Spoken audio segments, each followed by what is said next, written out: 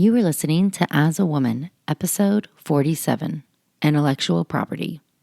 In this episode, I'm talking all about protecting your professional persona. What is your professional persona? How do you develop it?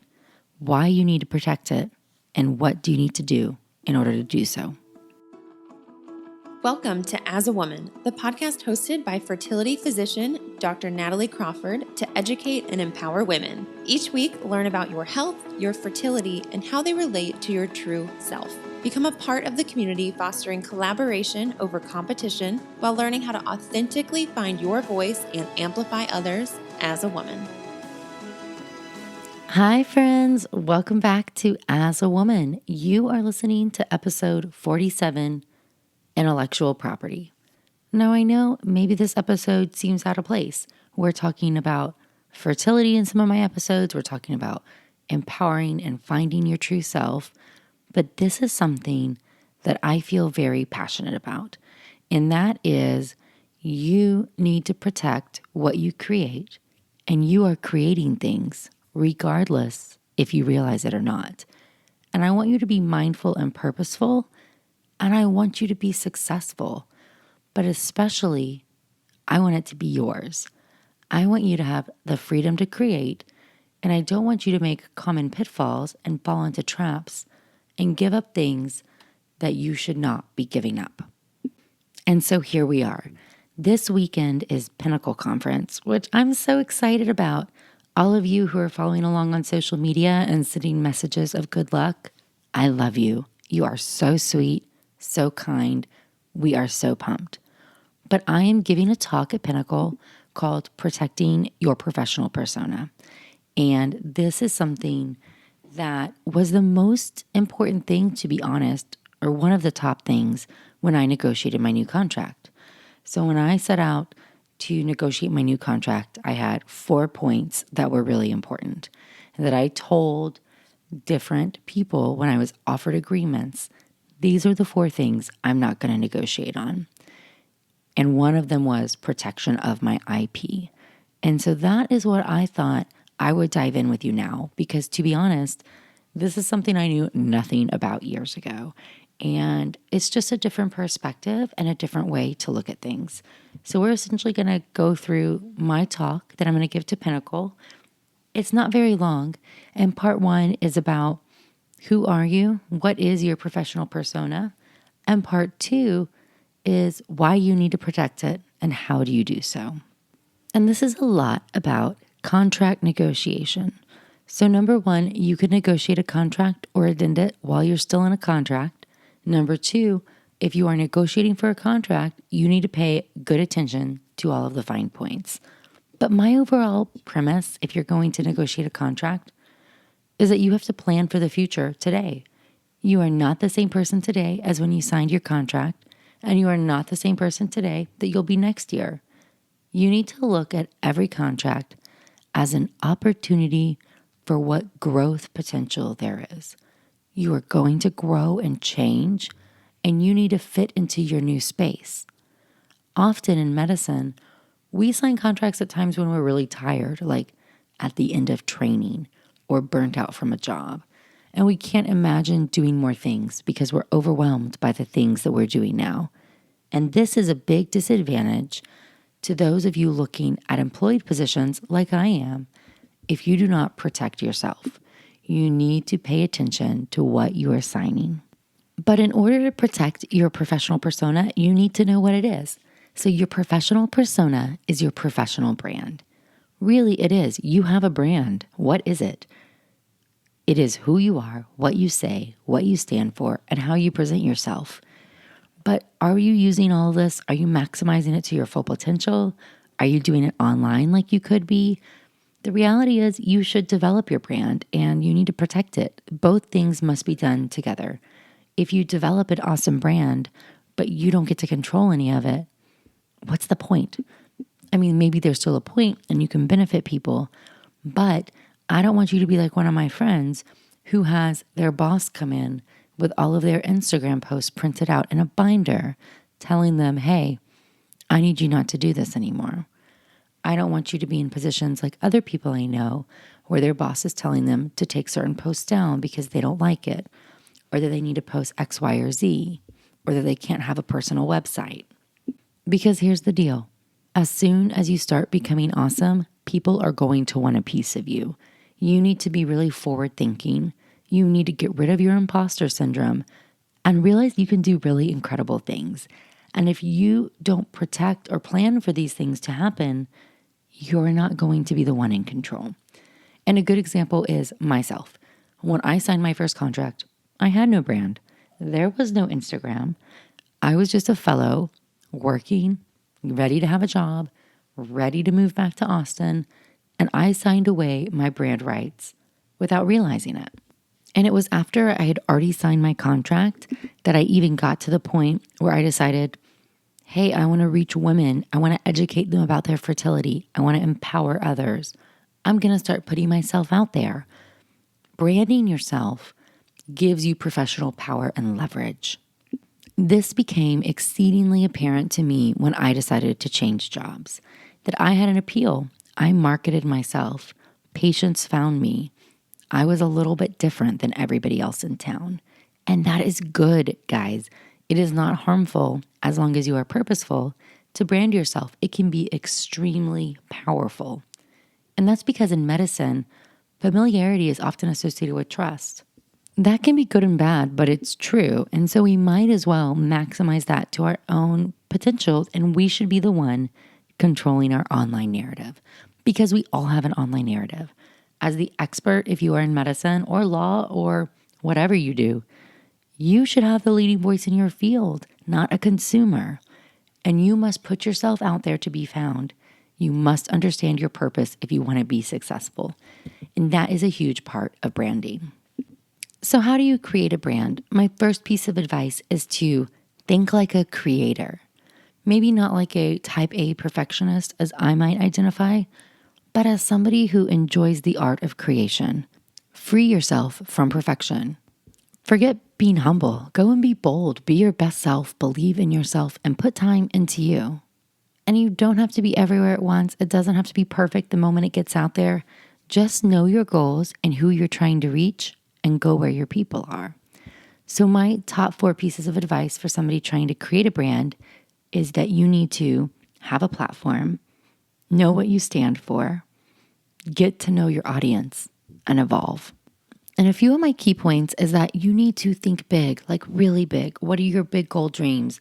Maybe the ones you don't want to tell somebody, but think really big about what you're even doing with your professional life. What are you trying to create? And the other things, I want you to figure out how to be consistent. What reflects you?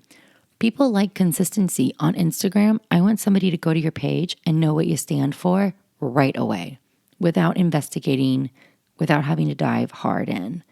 That's how you're going to grow. So you need consistent colors, font, writing style. You want to have photos that look similar so they capture the eye. But I want to say that people like people. People want to know what to expect. And don't be afraid to be vulnerable and real. This is the modern age, and people like seeing the true you and not the mask that we parade around in. But I also want to address this because it's one of the number one things I hear. I can't do the tech. I don't know how to do it. I don't have the time. First of all, everything takes time.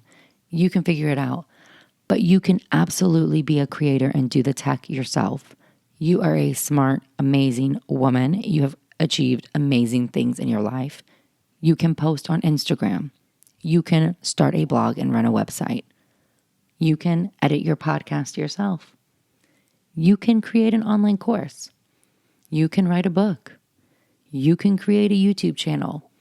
You can do all these things. And you can outsource some of it if you want to, but be mindful. Outsource edits. Don't outsource creation. The creation must be yours. It must be your voice. But I want to start with some branding basics real quick.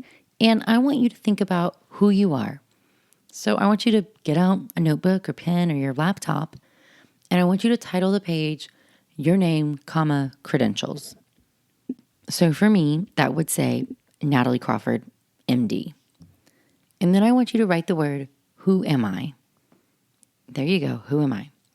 And now I want you to list every word that comes to mind that describes you, that are things that you like, things that make you unique, the things you enjoy in life. What are your favorites? And I want you to write them all down.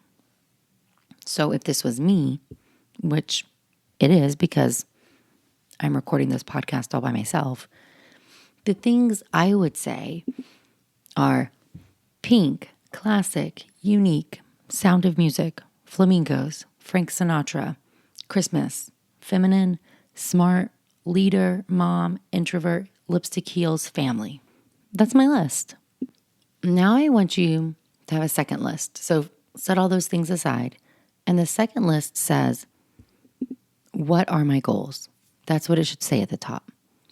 And now I want you to think about this and list out 2 to 4 goals that you have. What are you here professionally to accomplish? What do you stand for? What's the overarching principle and belief you have about what you want to achieve with your professional career? And they don't have to be specific. I actually don't want them to. I don't want it to say, write a book. I want it to be big and broad. Like mine say, fertility awareness, education, female empowerment. Those are my big 3. That's what I'm here to do. I'm here to break down barriers about fertility. I'm here to educate women about their fertility. And I'm here to empower women to achieve their dreams and be their true self. So what are your goals? And then I want you to look at these 2 lists and realize this is the start of your brand.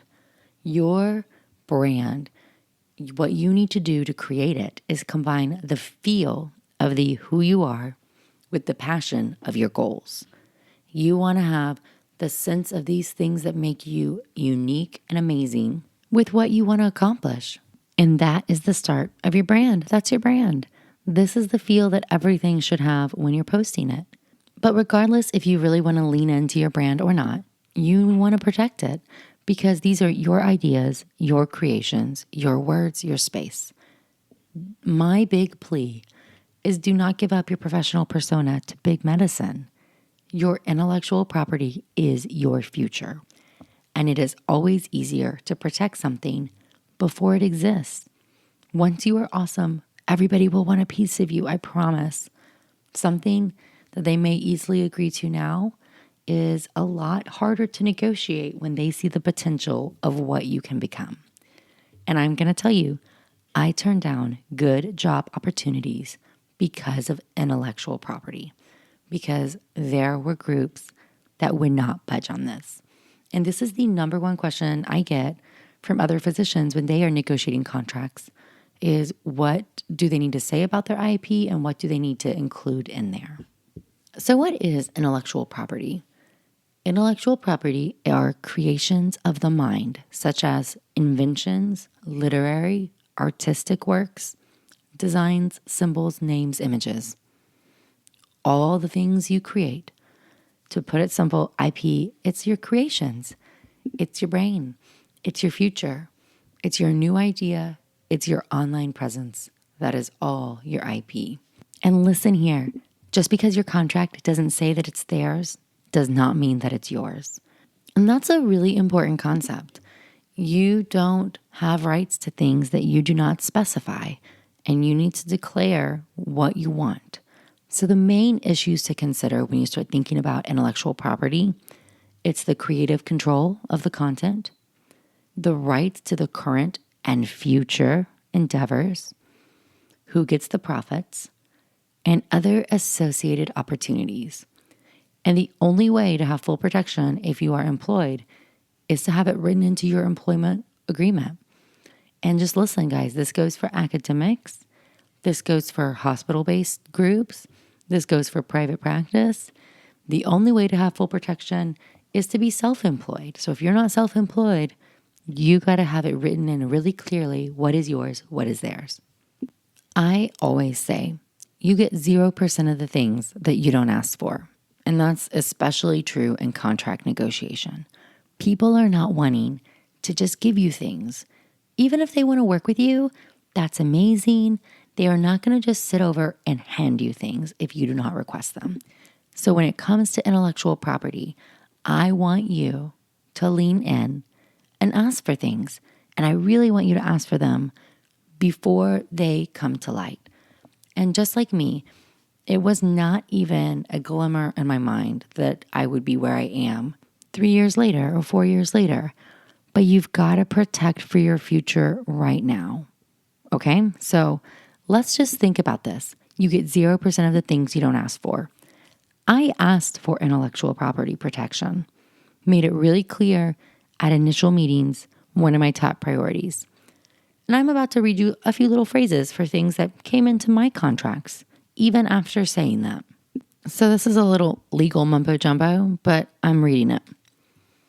All ideas, methods, inventions, discoveries, improvements, work products, developments, works of authorship, whether patentable or unpatentable, either while performing physician's duties with the company or on their own time, shall belong exclusively to the company. Yep, that's what that one says. All right, here's another one. All patents, formulas, ideas, inventions, processes, copyrights, know-how, proprietary information, trademarks, trade names, or other developments or future improvements that are conceived or worked on by physician while he or she is an employee under this agreement are property of the employer, and all royalties, fees, and other incomes are the sole property of the employer, and the physician shall have no rights thereto. All right, here's a third one. The medical group shall own all right, title, interest, including patent rights, copyrights, trade secret rights, mask work rights, trademark rights, and all other rights of any sort throughout the world relating to any and all inventions, whether or not patentable, works of authorship, mass works, designations, designs, know-how, ideas, information made or conceived in whole or in part by the consultant while under this agreement. This one makes me laugh because I really love that word that says, or all sorts of other rights of any sort throughout the world. I mean, good thing they're covering absolutely everything in that one. All right, here's the last one I'll read, then we'll talk about this. Physician hereby irrevocably authorizes, grants and licenses to the company, all of its licenses, successors, assigns, authorized representatives, and its distributors, all of the rights throughout the universe, without ending, to copyright, use, publish, edit, exploit in any manner, all or any portion of the recordings via any medium or format whatsoever that are now known or hereafter devised, including but without limitation, to the company websites, other outlets, company advertising, promotional products, other commercial business purposes, with no further consent from the physician, no royalty, no payment, or other compensation. All right, friends, I know those are long and wordy, but here's the point. I asked to have rights to my own IP, and that's what got put in my own contracts. And I have seen contracts from friends who didn't ask for rights. And it clearly states, again, that the medical group or the hospital or the corporation controls it all. They get content control, control of your ideas, profit control. They are the ones who want to control your professional persona because you're an employee to them. And so why would they not want that? But here is the thing. You get 0% of what you don't ask for. So know what you want and ask for it. Being a modern physician is changing.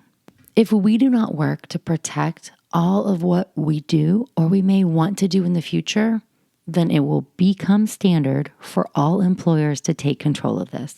Hospitals, universities, private equity firms, corporate medicine, they will want a piece of this as more physicians are engaging in alternative means of income revenue. As we are starting to put ourselves out there in other ways, controlling our own voice and our own content, other people will want a piece of it unless you protect yourself. Do not be naive about this. And do not have normal contract negotiation imposter syndrome stuff here. You probably know much more about this than whoever you're negotiating with. They don't know what you may do. They don't know what big dreams are in your head. And they probably do not know much about social media, online courses, book deals, speaking honorariums, more. That's what you know, or that's what you may want to do. So you need to dream really, really big And if all of your dreams came true, what does that mean? What would that look like? How would you protect it?